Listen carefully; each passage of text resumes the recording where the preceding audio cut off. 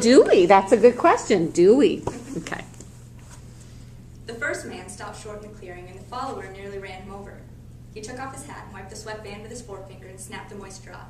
His huge companion dropped his blankets and flung himself down and drank from the surface of the green pool. Drank with long gulps, snorting into the water like a horse.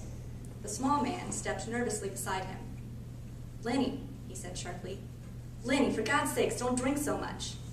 Lenny continued to snort into the pool. The small man leaned over and shook him by the shoulder.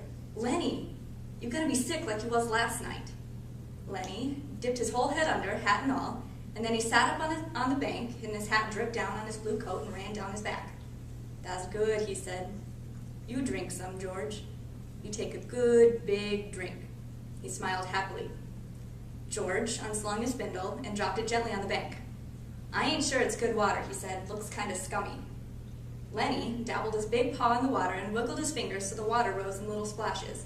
Rings widened across the pool to the other side and came back again. Lenny watched them go.